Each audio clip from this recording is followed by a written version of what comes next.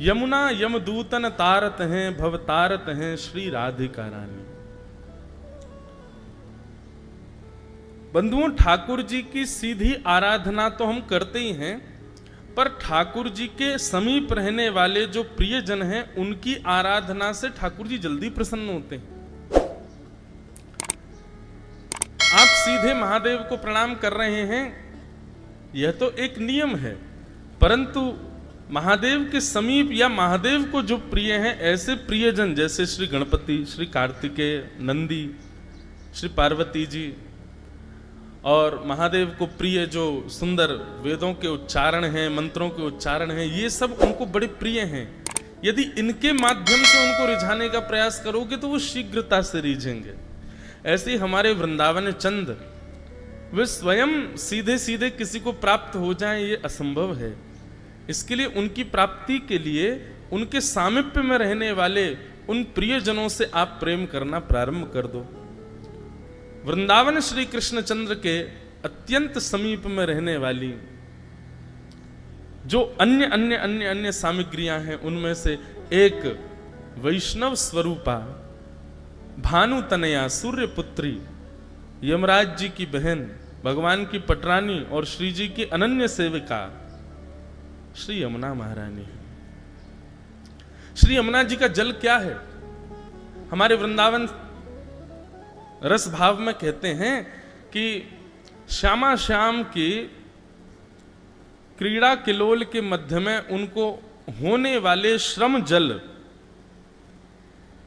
उनका जो श्रम जल है वही श्री यमुना जी है। ठाकुर जी का और किशोरी जी के क्रीड़ा किलोल के मध्य उत्पन्न होने वाला जो श्रम जल है, जिसको प्रश्वेत कहते हैं, सामान्य भाषा में हम पसीना बोल देते हैं। तो ऐसे श्यामा श्याम जब किलोल करते हैं, वृंदावन बीथियों में आनंद करते हैं, रमण करते हैं और एक दूसरे के संग में लीला विहार करते करते जब श्रमित होते हैं, उनका जो अंग जल होता है वही श्री यमुना जी के रूप में परिवर्तित हो जाता है। ऐसी श्री यमुना जी कलिंद गिरि मस्तके, कलिंद पर्वत से जो प्रकट होकर के सीधे गोलोक धाम में ठाकुर जी की नित्य लीला चलती रहती है और उसी नित्य लीला से ये श्री यमुना जी वहां से प्रवाहित होती हुई हमारे धराधाम पर आ रही हैं। हमारे ब्रज में कहते हैं यमुना यमदूतन तारत हैं, भव तारत हैं श्री राधिका रानी। यमुना जी को प्रणाम करने वाले व्यक्ति को यम यातना नहीं भोगनी पड़ती। ठीक है, प्रारब्धवश उसका पुनर्जन्म हो सकता है, ठीक है, वैसे तो इसके लिए भी मना है, पर हम मान के चलते हैं, एक पॉइंट लेके चलते हैं कि पुनर्जन्म हो जाएगा, स्वर्ग की प्राप्ति हो जाएगी, अन्य अन्य कुछ भी हो जाएगा, लेकिन नरक नहीं जाना पड़ेगा श्री यमुना जी को प्रणाम करने वाले को। ऐसी श्याम सुंदरा श्री यमुना मैया। हमने अभी परमानंद दास जी का पद गाया, उस पद में श्री परमानंद दास जी यमुना जी से प्रसाद मांग रहे हैं। यह प्रसाद मांगू श्री यमुने। क्या मांग रहे हैं? तुम्हारे निकट रहूं निस्वासर, राम कृष्ण गुण गाऊं। यह मांगू, यह प्रसाद मांगू श्री यमुने। मैं जन करूं विमल जल पावन, चिंता क्लेश बहाऊं। तुम्हारी कृपा ते भानु तनया, हरि पद प्रीत बढ़ाऊं। यह प्रसाद मांगूं श्री यमुने। विनती करूं यही वर मांगूं, अधमन संग बिसराऊं। परमानंद प्रभु सब सुख दाता, मदन गोपाल लढ़ाऊं। यह प्रसाद मांगूं श्री यमुने।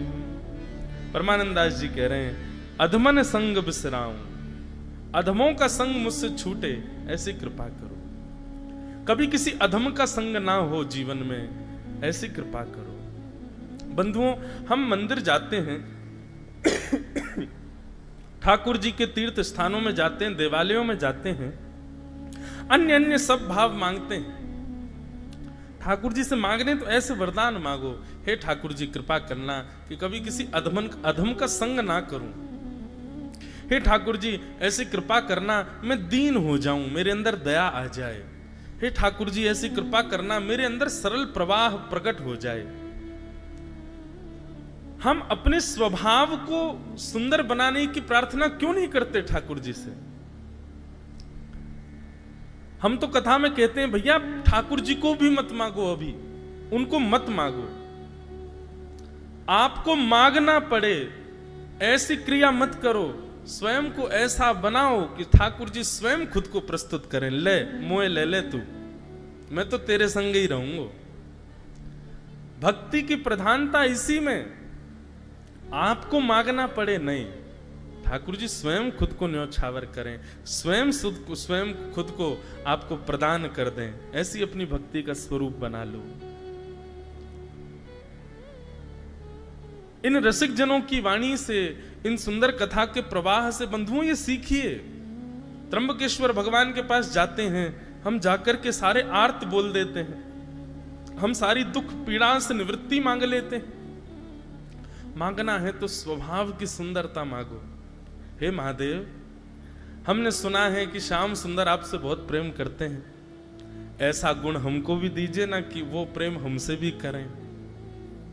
हे महादेव, आप देवों के देव हैं, आप सदा नेत्र बंद करके उन्हीं की लीला विलास का चिंतन करते रहते हैं। कृपा ऐसी करिए ना कि हम भी नेत्र बंद करें तो हमको विषय भोग ना दिखे, हमको भी उनकी लीला का दर्शन हो, ऐसा प्रसाद मांगो ना। गोदावरी जी में 3-3, 4-4 बार स्नान करने का अवसर मिल रहा है। हर बार गोदावरी जी में प्रवेश करते हैं तो प्रवेश करते समय एक वर मांगते हुए जाओ। देखो वैसे तो वरदान मांगने के लिए निषेध बताया गया, पर यदि अपने स्वभाव को सुधारने का वरदान मांगा जाए तो उसमें कोई दोहराए नहीं। इस भाव से प्रवेश करो। ऐसे श्री यमुना जी को हम बारंबार प्रणाम करते हैं, वंदन करते हैं। आज हमको मंच पे आते ही एक पर्ची दिखी है कि ना तो कल आपने 24 गुरु बताए और ना ही हमको कोई ग्रह कार्य दिया, कलम कह रहे थे। अब प्रवाह में ऐसे बह गए कि हमको याद ही नहीं रहा, लेकिन आज हम जरूर बताएंगे। सबसे पहले अवधूत का, जैसा मैंने कहा था कि अवधूत कौन है, उसका सुंदर भाव हम पहले सुनेंगे। श्री दत्त भगवान अवधूत हैं। कल हम लोगों ने एक विषय सुना था, अवधूत का स्वरूप कैसा होता है। यहां अवधूत के स्वरूप का जब हम दर्शन करते हैं, श्री दत्त भगवान के स्वरूप का जब चिंतन करते हैं, तो कई बार मन में ऐसा भाव आता, जब मैं पढ़ रहा था कि ये अवधूत नाम आते ही मन में एक भाव आ जाता है जो अकिंचन है, निष्किंचन है, बिना किसी लाग लपेट के रहता है, बिना किसी भी सम और विषम परिस्थिति का भान नहीं रखता है, आदि आदि भाव अवधूत के विषय में आते हैं।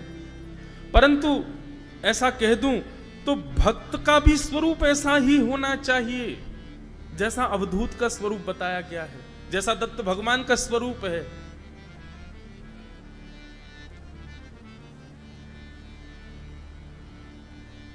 कितना सुंदर भाव।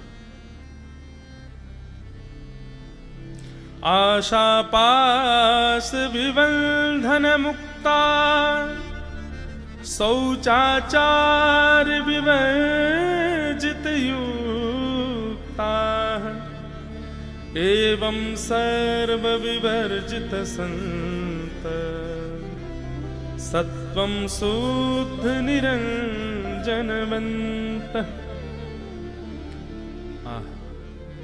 जो परम शुद्ध है, माया मल से रहित है। माया मल, संसार की माया के प्रति आसक्ति, संसार की माया के प्रति इच्छा, यही माया मल है। और जो उस माया मल से रहित है वही अवधूत है,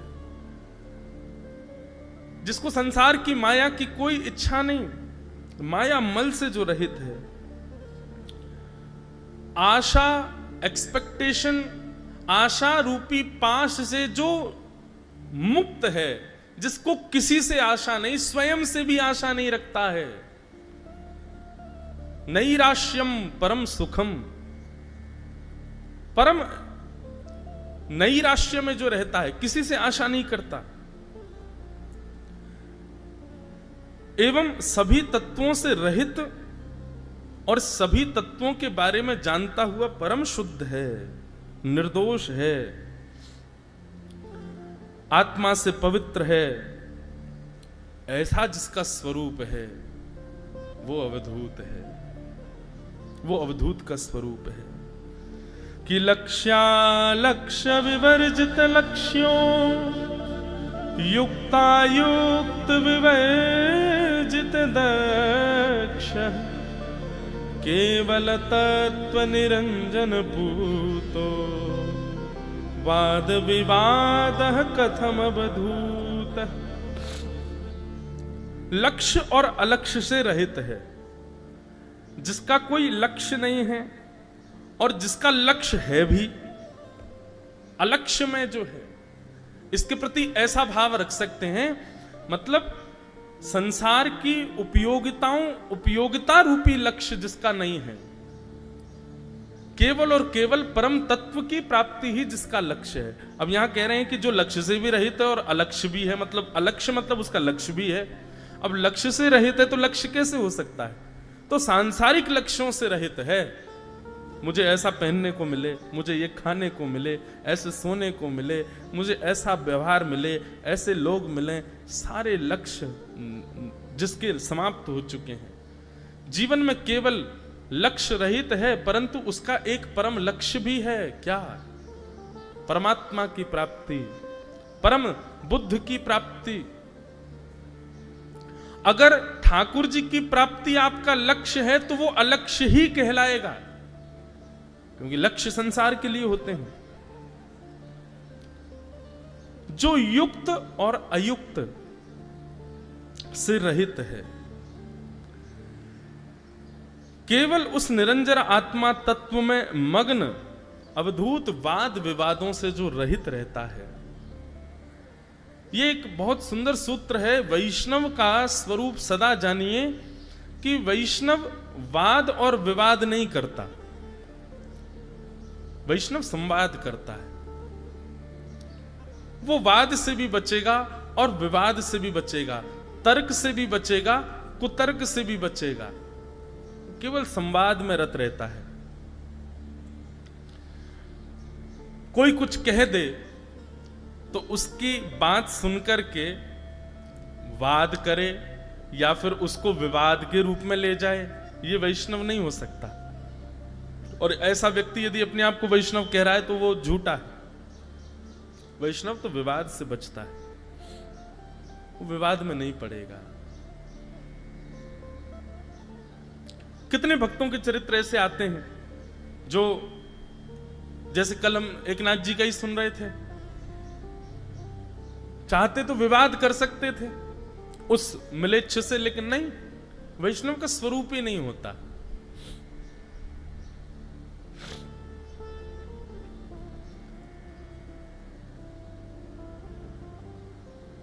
तुकाराम जी की पत्नी वो बड़ी प्रतिकूल थी तुकाराम जी से। यह भी भगवान की कृपा में कथा में कहा करता हूं, अनुकूल व्यक्ति जीवन में मिले तो भगवान की कृपा, और प्रतिकूल मिल जाए तो भगवान की ज्यादा कृपा। जैसा आप चाहते हो वैसा मिल जाए तो अच्छा है, और जैसा आप चाहते थे वैसा ना मिले तो और ज्यादा अच्छा है। तो प्रतिकूल पत्नी थी श्री तुकाराम जी की।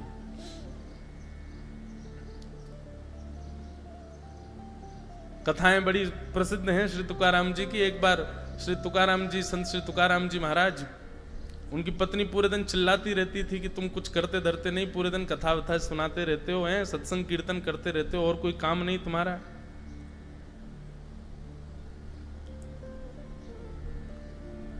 कुछ सामान लेके जाया करो बाजार में, कुछ विक्रय किया करो, धन लाया करो, घर चलाने के लिए कुछ तो आवश्यक है। बेचारे गन्ने लेकर के गए तो थे विक्रय करने के लिए, लेकिन रास्ते में बहुत सारे बच्चे मिल गए तो उनको बांटे आए, मुफ्त में ही दे आए, उनको सबको दे आए। एक गन्ना बच गया, लौट करके आए। पत्नी ने कहा, अरे वाह, आज तो बहुत अच्छा हुआ, सारे गन्ने बेच के आए।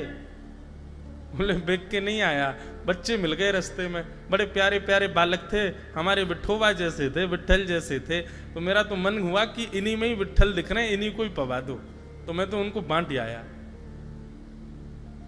पत्नी को क्रोध आया महाराज, दांत कसकसाने लगी, निकाला वही एक गन्ना जो बचा था वही निकाल करके एक घुमा के दिया। जैसे दिया तो 2 टुकड़ों में हो गया। तुकाराम जी हंसने लगे, वाह वाह देवी, तुम बड़ी बुद्धिमान, मैं तो सोच रहा था एक ही गन्ना बच्चा, हम 2 कैसे खाएंगे, तुमने 2 कर दिया, कितना अच्छा हिसाब है तुम्हारा है। तुमने तुरंत इसको 2 रूपों में कर दिया, एक तुम खाओ एक मैं खाऊं। विवाद में नहीं रहता है, ये वैष्णव का स्वरूप है। बंधुओं, अवधूत के जो जो स्वरूप बताए गए हैं, सब वैष्णव के स्वरूप है। विवाद से बचेगा, वाद विवाद में उसकी रति नहीं होती। कई बार मेरे साथ भी ऐसा होता है, कई विषयों को लेकर के, अब विषय तो नहीं बताऊंगा, पर कहा जाता है कि आप कहो, आप ऐसा बोलो। कई लोग आते हैं मंच से, आप ये बात बोल दिया करो, मंच से आपको ऐसा बोलना चाहिए। ठीक है ना, बहुत सारी व्यासपीठ हैं उसके लिए जो केवल इन्हीं विषयों को ले रहे हैं, पर मुझे ऐसा लगता है कि विवाद का विषय नहीं है, व्यासपीठ तो संवाद का विषय है।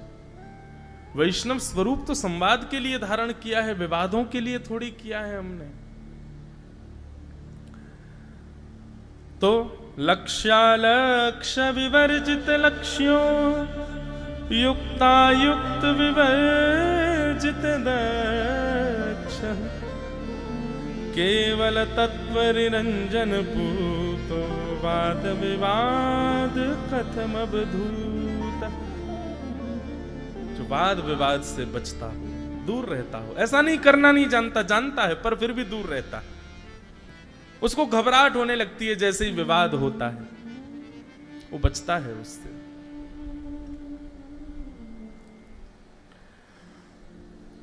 इस प्रकार अवधूत की वेशभूषा भाव बताए गए। अब हम लास्ट में भूल जाएंगे, इसीलिए अभी 24 गुरुओं में से एक गुरु पर थोड़ा चिंतन कर लेते हैं। श्री दत्त भगवान उपदेश करते हैं और उपदेश करते हुए अपने 24 गुरुओं का भाव बताते हैं।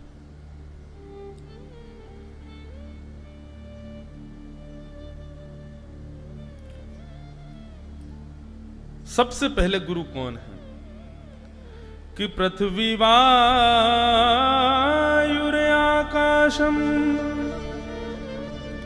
अपो अग्निश्चंद्रमा रवि, कपोतो अजगर सिंधु, पतंगो मधुकृत गजः, कि मधुहा हरिणो मीनः, पिंगला कुररोर्भक, कुमारी संकृतः सर्प, पूर्णनाभिषुपेशकृत। एते मे गुरुवो राजम् चतुर्विंशतिराश्रिताः, शिक्षावृत्तिभिरेतेषाम् अन्वशिक्षामिहात्मनः। एते में गुरुवो राजन, राजन ये मेरे 24 गुरु हैं, श्री दत्त भगवान कह रहे हैं। मेरे सबसे पहले गुरु कौन? बंधुओं, ये 24 गुरु बनाना, पहली बात तो यहां पर आपको स्पष्ट एक बात कर दें कि इसका अर्थ आप उसमें मत ले जाइएगा कि आप जिसको चाहे उसको अपना दीक्षा गुरु बना सकते हो। ये दीक्षा गुरु के लिए नहीं है, दीक्षा गुरु तो एक ही होता है जीवन में, पर ये चर्चा हो रही है दिशा गुरु, जिससे आपको दिशा मिले, जिससे आपको शिक्षा मिले। उसमें तो 24 भी कम है, आप अनंत लोगों को बना सकते हो। पर दत्त भगवान के इस प्रसंग को सुनने के लिए सबसे पहले जो आपको करना पड़ेगा वो अपनी दृष्टि में भेद रहित होना पड़ेगा, क्योंकि भेद रहित ही ऐसे गुरु बना सकता है। जिसकी दृष्टि में भेद है, जिसकी दृष्टि में असमता है, वो ऐसे गुरु नहीं बना सकता। दत्त भगवान कहते हैं, अब हम हर गुरु के ऊपर चर्चा करेंगे, एक एक गुरु को लेते हैं। मेरे सबसे पहले गुरु कौन है?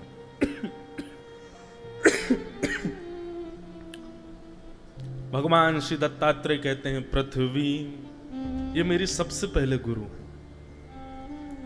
राजन, मैंने पृथ्वी से क्या सीखा? पृथ्वी के अंदर सबसे बड़ा गुण क्या होता है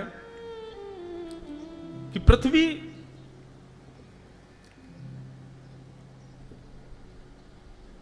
धैर्यवंत होती है,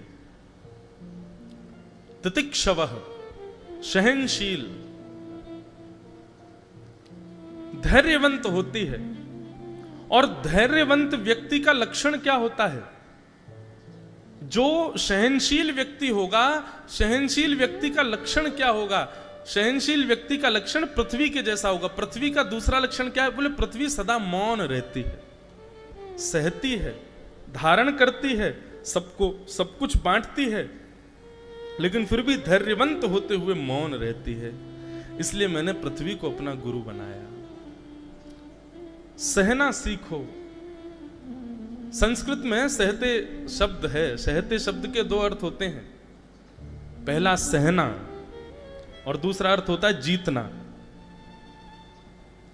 जो सहेगा, यहीं महाराष्ट्र की भूमि पर हुए श्री विनोबा भावे, वे कहते थे सहते शब्द के दो अर्थ हैं, सहना और जीतना।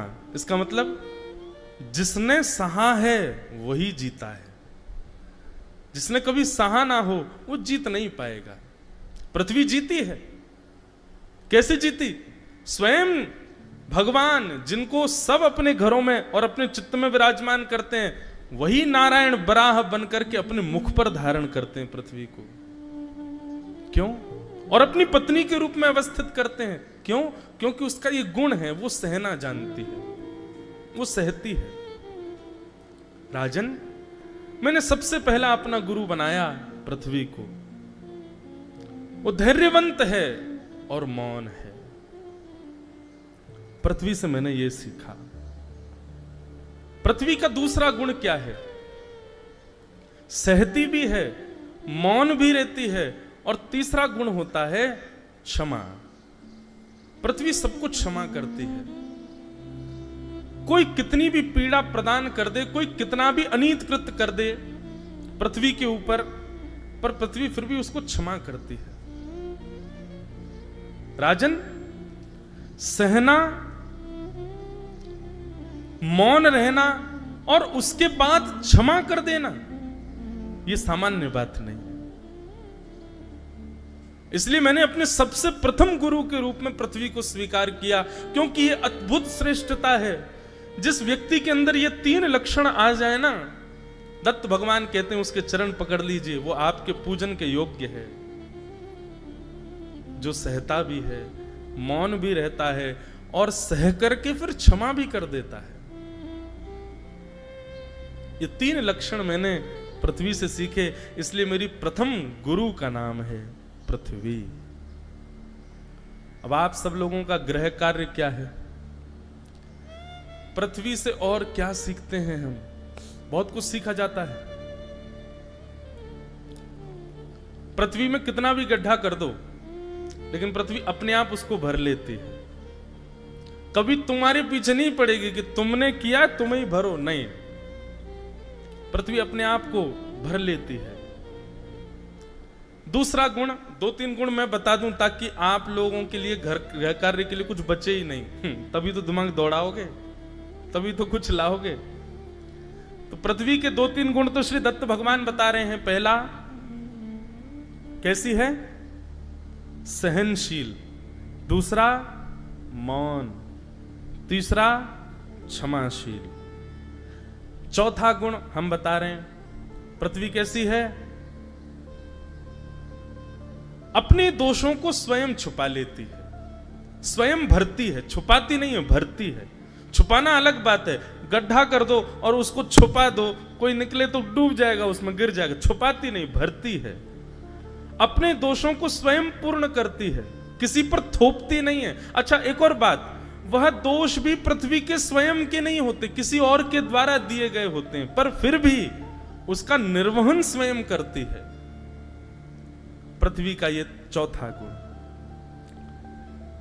पृथ्वी का पांचवा गुण क्या है? चाहे पीड़ा देने वाला हो, चाहे प्रेम करने वाला हो, दोनों का पोषण करती है पृथ्वी। कोई पीड़ा दे, उसका पेट भी पृथ्वी से ही भरेगा, और कोई प्रेम करे, उसका पेट भी पृथ्वी से ही भरेगा। दोनों का वो पोषण करती है। पृथ्वी का एक गुण और है, क्या? आप चाहे पाप करने वाले हो, चाहे पुण्य करने वाले हो, चाहे बहुत बड़े राजा हो, चाहे सामान्य से कोई गरीब हो, चाहे बहुत बड़े नेता हो, चाहे बहुत बड़े संत हो, चाहे राक्षस प्रवृत्ति के हो, आपकी जहां तक सामर्थ्य है अपना जीवन जी लीजिए, अंत में पृथ्वी ही आपको स्वीकार करेगी। आपके दोष गुणों को चिंतन ना करते हुए आपको पृथ्वी ही स्वीकार करेगी। और संसार में कोई स्वीकार अस्वीकार कर सकता है, पर पृथ्वी सबको स्वीकार करती, सबके लिए द्वार खोल के रखती है पृथ्वी। आया है सो जाएगा, राजा रंग फकीर, कोई सिंहासन चढ़ चला, कोई बंधा जंजीर। कृम, विट और भस्म हमारे शरीर की केवल तीन ही गतियां, और ये तीनों पृथ्वी में ही मिलती हैं। कृम, विट और भस्म। जला दिए गए तो राख बन जाएंगे। कहां मिलेगी राख? उड़ेगी नहीं, उड़ेगी भी तो फिर आएगी तो पृथ्वी पे। दूसरा, गाड़ दिए गए तो भी पृथ्वी में ही मिल गए। जंगल में फेंक दिए, किसी जानवर ने खा लिए तो जानवर भी मल बना करके निकालेगा, वो भी आएगा पृथ्वी पे। आप किसी भी रूप में पृथ्वी से विच्छेद नहीं हो सकते। पृथ्वी आपको स्वीकार करेगी, आप चाहे जैसे भी हो, सबको स्वीकार करती है। पृथ्वी का ये गुण है। इस गुण में विशेषता क्या है? वो श्रेष्ठ अश्रेष्ठ, गुण दुर्गुण, इन सब का विचार नहीं करती, जो है उसको स्वीकार करती है। पृथ्वी के ये गुण है। अब पृथ्वी के आप और गुण ढूंढो, बाकी के आपके लिए छोड़ रहे हैं। पृथ्वी के गुण ढूंढिए, 1 से लेकर के 5 तक गुण और बताइए, इसके अतिरिक्त जो हमने बताए। और फिर कल आप लोग लिख करके व्यास मंच पर देना। हम व्यास मंच पर कथा करेंगे, उतनी देर या तो हमारे वेद पाठी गुरुदेव या फिर महाराज जी या 2-3 लोग या फिर कोई एक को हम ऐसी सेवा दे देंगे, वो उनमें से छांट के 4 सही उत्तर, जिनके बढ़िया उत्तर होंगे, महाराज जी ही करेंगे। महाराज जी 4 पर्चे निकालेंगे, उसमें से जो बढ़िया उत्तर लिख के लाया होगा, और फिर उसका उत्तर हम लोग सब सुनेंगे और हम भी फिर उसको उतारेंगे। तो ये आपका गृह कार्य करके लाओ। भगवान दत्तात्रेय के 24 गुरुओं में प्रथम गुरु का नाम क्या है? पृथ्वी। कल, ये तो कल का था, अब आज का सुनो। भगवान गुरुदत्त के दूसरे गुरु का नाम क्या है? वायु। पृथ्वी प्रथम गुरु है और वायु दूसरी गुरु है। अच्छा, एक और बात सुनिए, वे अवधूत क्यों हैं? वे दत्तात्रेय क्यों हैं? इसीलिए क्योंकि पृथ्वी जल वायु ये सब, इन सब से तो हम भी जी रहे हैं, ये हमारे गुरु हैं ही हैं, पर उनके ऐसे गुण को खोजना जिस पर किसी की दृष्टि नहीं गई, इसीलिए वो दत्तात्रेय हैं। सत्संग का बंधुओं यही प्रभाव होता है कि आप ऐसा गुण खोज करके लाओ जिस पर किसी की कभी दृष्टि ना गई हो। कल भी अपने गृह कार्य में प्रयास कीजिएगा, जो किसी के चिंतन में ना आ रहा हो। सामान्य उत्तर नहीं होना चाहिए, ऐसे थोड़ी 24 गुरु हैं, असामान्य गुण देखे हैं श्री दत्तात्रेय भगवान ने। दत्तात्रेय भगवान कहते हैं मेरे दूसरे गुरु का नाम क्या है? वायु। राजन पूछते हैं महाराज आपने वायु में क्या गुण देखा? बोले मैंने वायु में गुण देखा कि वायु बहती है, पवन बहती है, और जब पवन बहती है तो बहती हुई पवन अगर कहीं दुर्गंध युक्त स्थान पर चली जाए तो वहां से दुर्गंध ले लेती है, और कहीं सुगंधित स्थान पर चली जाए, इत्र फैला हो तो वहां से सुगंधी ले लेती है। सुगंधी भी धारण करती है, दुर्गंध को भी धारण करती है, पर धारण करने के बाद भी पवन की अपनी कोई स्थिति नहीं होती, थोड़ी देर बाद ही उसका त्याग कर देती है। अगर इत्र कहीं फैला है तो वहां से हवा आएगी तो निश्चित है कि वहां से सुगंधी आनी है, पर क्या वायु उस इत्र की सुगंधी से आसक्त होकर सदा के लिए उसको अपने पास रखती है? नहीं, थोड़ी देर बाद त्याग कर देगी और स्वच्छंद अपने वास्तविक रूप में आ जाएगी। वास्तविक रूप कैसा है? ना दुर्गंध युक्त है और ना ही सुगंधी युक्त है, सामान्य है। वायु की कोई सुगंधी नहीं होती, वायु का कोई गुण लक्षण नहीं होता। राजन कहने लगे, बोले गुरुदेव थोड़ा विस्तार से बताइए ना कि आपने वायु के इस लक्षण से क्या सीखा? बोले मैंने वायु के इस लक्षण से यह सीखा, राजन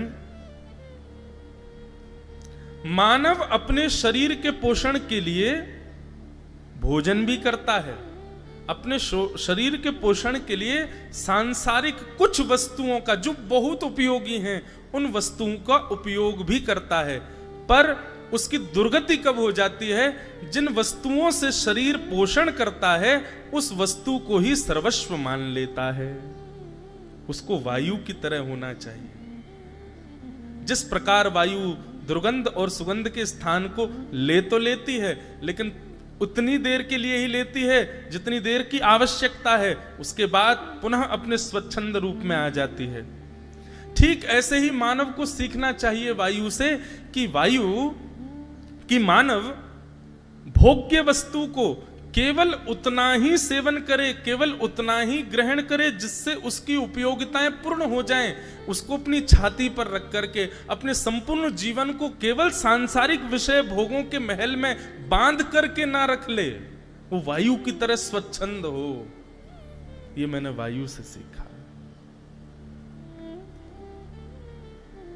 सीधी बात, ये तन मैं हूं ऐसी विचारधारा नहीं।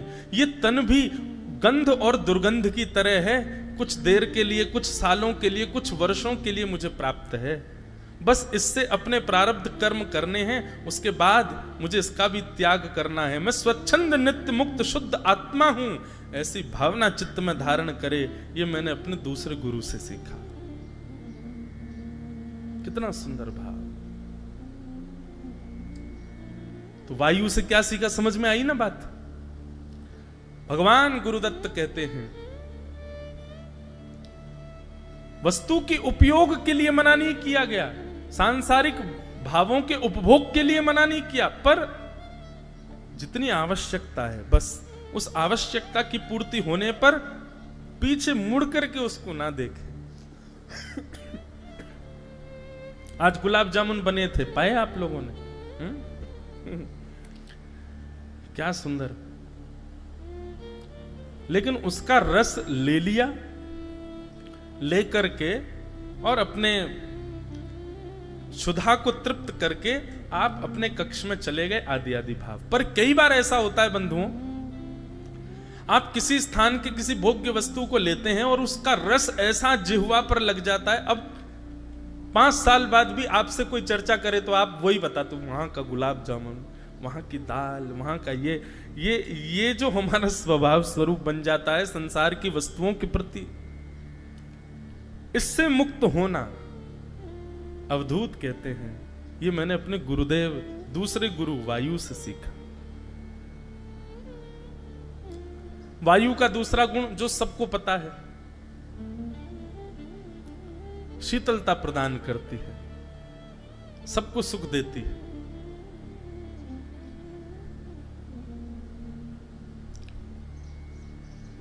ऐसे मेरे दूसरे गुरु हैं वायु। तो ये दो गुरु हैं पृथ्वी और वायु। पृथ्वी के 5 गुण सुन लिए, 3 गुण दत्त भगवान बता रहे हैं, 2 गुण व्यासपीठ से कुछ दृष्टता करके हमने कह दिया। अब 1 से 4 तक, 1 से 5 तक और गुण आप लोग विचार करके लाओ पृथ्वी के, और याद रहे ऐसा गुण हो जिस पर सामान्यतया दृष्टि नहीं जा रही है किसी की। और वो कहां होगा? मुझसे दत्त भगवान को प्रणाम करना, क्योंकि इन्हीं के ही 24 गुरु हैं, तो यही कृपा करके आपको कुछ बताएंगे। थोड़ी देर दिगंबरा दिगंबरा श्रीपाद वल्लभ दिगंबरा जप करना बैठ करके, और फिर विचार करना, और विचार करके मनन करके फिर लिखना। निश्चित ही कोई अद्भुत भाव आएगा, और ऐसा भाव हो जो यहां बैठे सब श्रोता और हमको भी आनंद देने वाला हो, सुख दे। तो पृथ्वी और वायु, इन 2 गुरुओं के विषय में अब आप लोग चिंतन करके लाइएगा। बोलो वृंदावन बिहारी लाल की, श्री दत्त भगवान की। कथा क्रम में चले हम लोग। कल प्रथम स्कंद का प्रारंभ हुआ, और प्रथम स्कंद में हमने कल मंगलाचरण सुना, जहां पर परम सत्य की वंदना की गई है। तत्पश्चात विषय अधिकारश्च संबंधश्च प्रयोजनम, 4 बातें बताई गई। भागवत का विषय क्या है? धर्म प्रोजित केतवोत्र परमो निर्मत्सराणाम सताम, वैद्यम वास्तवमत्र वस्तु शिवदम तापत्रयोन्मूलनम। श्रीमद्भागवते महामुनि कृते किं वा परैरीश्वर, सद्यो हृद्यवरुध्यते त्रिकृतिभिः शुश्रूषुभिस्तत्क्षणात्।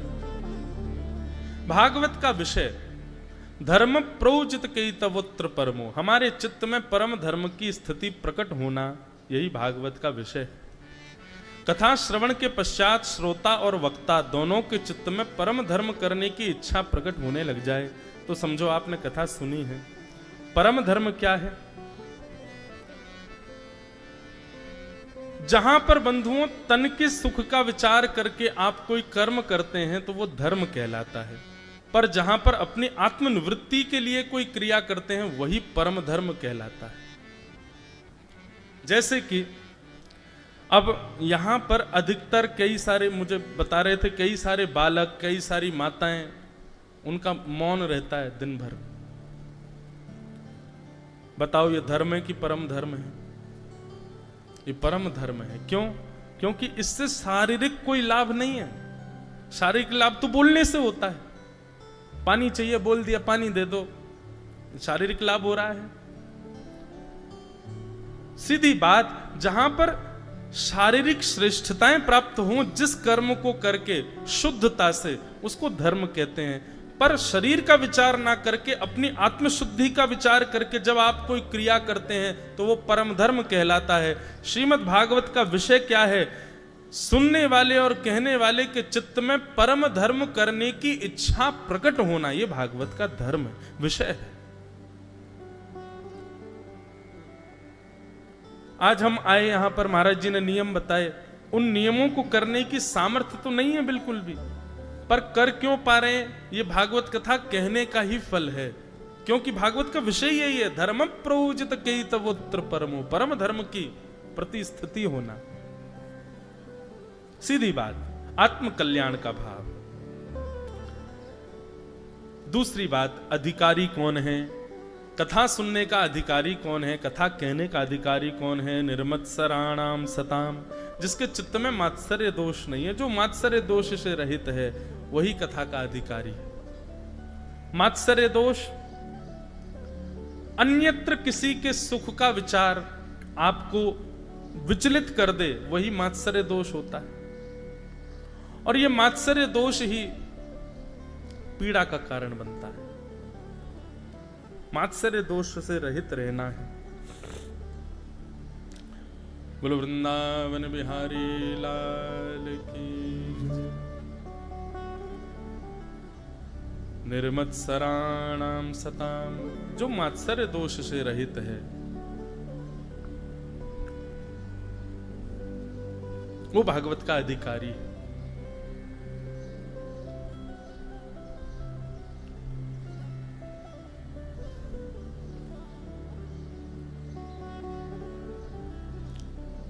या फिर ऐसा कहें कि कथा में आकर के विराजमान हो जाइए और चित्त में धारण करना प्रारंभ कीजिए, कथा ही आपके मात्सर्य दोष को नष्ट करेगी। और ये मात्सर्य दोष स्पष्ट है, दूसरे के सुख से हम दुखी जब होते हैं, इसी को मात्सर्य दोष कहते हैं। भजन का, साधन का, नियमों का, इन सब का फल बंधुओं यही मिलना चाहिए कि ईर्ष्या निवृत्त हो जाओ। ईर्ष्या किंचित भी किसी भाव के प्रति यदि है तो निश्चित ही वो मात्सर्य दोष है, और मात्सर्य दोष भगवत प्राप्ति में बाधा बनेगा। बंधुओं, ये कई बार किसी अन्यत्र को सुखी देख करके आप दुखी हो जाते हैं, ये भगवान की परीक्षा ही समझिएगा। ठाकुर जी आपके सामने किसी को श्रेष्ठ जानबूझकर बनाते हैं ताकि आपके चित्त में कहीं विचलनता आवे, आप थोड़े से व्याकुल हो जाओ उसकी श्रेष्ठताओं को देख करके। और जैसे ही आप व्याकुल होते हैं, ठाकुर जी तुरंत आपको 0 नंबर दे देते हैं, बोले हो गया फेल, हमने इसकी परीक्षा ली, किसी और को श्रेष्ठ बना करके दिखाया और इससे सहन नहीं हुआ। इसलिए भैया यह भी प्रसाद मांगो कि कभी मात्सर्य दोष ना आवे चित्त में। कोई हमसे ज्यादा विद्वान है, कोई हमसे ज्यादा सुंदर है, कोई हमसे ज्यादा ठीक ठाक दिखता है, कोई हमसे ज्यादा कमाता है, कोई हमसे अच्छा गाता है, कोई हमसे अच्छा बोलता है, कोई हमसे अच्छा नाचता है, किसी भी प्रकार से प्रतिस्पर्धा का भाव आपके चित्त में आ गया, वही मात्सर्य दोष है और वो भगवत मिलन में बाधा बनेगा। भागवत का अधिकारी कौन है? निर्मत्सराणाम सताम, जो मात्सर्य दोष से रहित है, जिसके चित्त में मात्सर्य दोष नहीं है।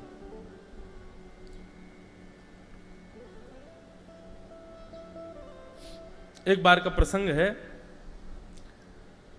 तानसेन बहुत बड़ा गायक,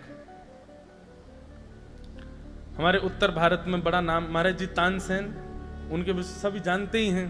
तानसेन जब गाता था तो दीपक जल जाते थे, तानसेन मेघ मल्हार गाता था तो बादल गरज के बरस जाते थे।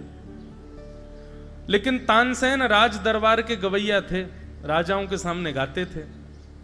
एक बार वृंदावन आए तो वृंदावन आकर के उनके चित्त में इच्छा प्रकट हुई कि मैं ठाकुर जी को सुनाऊं। वो श्रीनाथ जी के मंदिर में पहुंच गए। तो श्रीनाथ जी के मंदिर में, श्रीनाथ द्वारा वहां गोवर्धन में श्रीनाथ जी के सन्मुख बैठ करके जैसे ही तानसेन गाने लगे, तानसेन के गायन को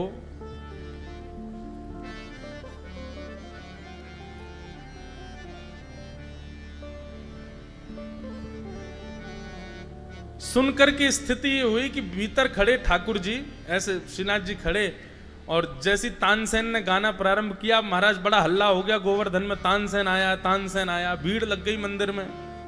बोले भैया ये गावे तो बादल गरज जाएं, जे गावे तो दीपक जल जाएं, बहुत बड़ो गवैया आयो आज श्री जी बाबा के चरणन में गावे।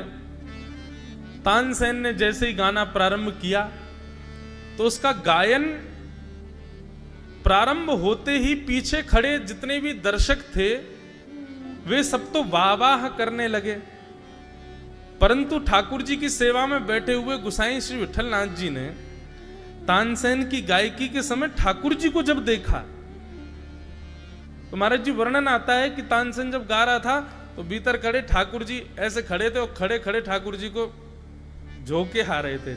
ठाकुर जी आलस्य के कारण इतने ज्यादा ऊब गए उसके गायन से कि ठाकुर जी को नींद आ रही थी, ठाकुर जी रीझ नहीं रहे थे। गुसाई जी ने यह दृश्य देख लिया और जैसे ही तानसेन ने अपना गायन पूरा किया, महाराज हल्ला होने लगा, सब लोग कहने लगे वाह वाह, ऐसी गायकी तो कभी सुनी नहीं महाराज, क्या गाया तानसेन ने, आनंद करा दिया। गुसाई जी भीतर गए और भीतर जाकर के अब कुछ भेंट देनी है उसको, तो भेंट देने के लिए भीतर गए। भीतर जाकर के अंदर से एक सुंदर बड़ा महंगा वाला वस्त्र उसमें भीतर कुछ रख करके लाए और तानसेन को दे दिया। लो,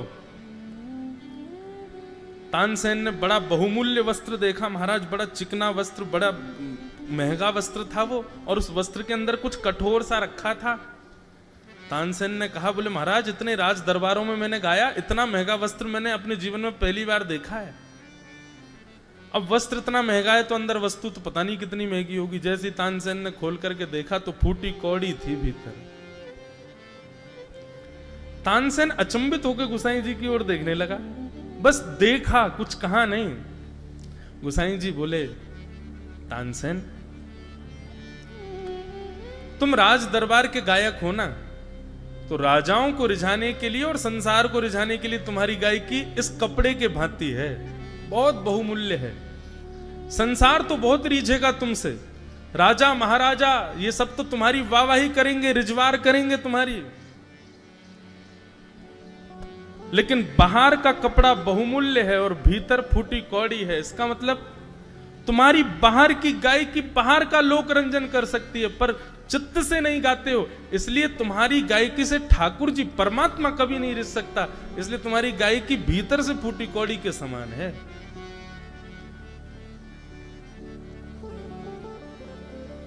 तानसेन को बड़ा बुरा लगा, बोले कि मेरा तो अपमान सा कर दिया इन्होंने बुला करके। तभी तानसेन तो बैठ गया, बोले प्रसाद पाके जाना। वहीं पर पीछे घूम रहे थे श्री गोविंद दास जी, बेचारे कभी किसी को बैठाने के लिए अपने अपने पटके से ही जमीन साफ कर दें, कोई जल मांगे तो उसको जल ला करके देवें, कोई कुछ कहे तो उसकी तुरंत, मतलब सेवकों की तरह घूम रहे थे श्री गोविंद दास जी। गोसाई जी ने कहा, ए गोविंदा इधर आओ। गोविंदा आए, बोले जी जी भगवान आचार्य प्रवर आज्ञा करें। बोले बैठो, ठाकुर जी को पद सुनाओ। बोले अभी? बोले हाँ अभी सुनाओ। अब तानसेन ऐसे देखने लगा, बोले ये मेरे सामने क्या गाएगा। लेकिन गोविंद दास जी ने जैसे ही गाना प्रारंभ किया, कुम्भन दास जी का एक पद गाया, रसिक नीरस में रहत गढ़ी, रसिक नीरस में रहत गढ़ी, रसिक नीरस में रहत गढ़ी, रसिक नीरस में रसिक नीरस में रहत गढ़ी, रसिक नीरस में रहत गढ़ी। महाराज जी शब्द बहुत सुंदर हैं, ब्रज के रसिकों के हैं। कनक बेली वृषभानु नंदनी, कनक बेली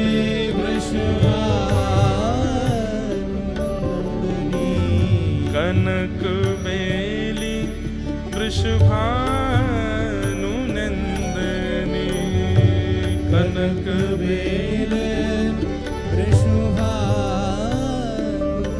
नंदनी, श्याम तमाल चढ़ी, रसिकनी श्याम तमाल चढ़ी, रसिकनी रस में रहत गढ़ी, रसिक रस में रहत। जिनको ये अंतरंग रस का भाव है, इसलिए केवल जरा सा स्पर्श करूंगा भाव को। कनक बेली वृषभानु नंदिनी, एक आपने पौधा देखा होगा, वो उसके पास लकड़ी हो तो वो उस पर ऐसे गोल गोल गोल गोल उसके ऊपर चढ़ जाता है, उसको हमारे यहाँ बेल कहते हैं। ऐसे बेल की भांति चढ़ गया है। कनक बेली वृषभानु नंदिनी, कनक बेली मतलब कंचन जैसी, वृषभानु नंदिनी श्याम तमाल चढ़ी। ठाकुर जी का रंग कैसा है? तमाल, कृष्ण वर्णम, तमाल वर्णम, ये ठाकुर जी का वर्ण है।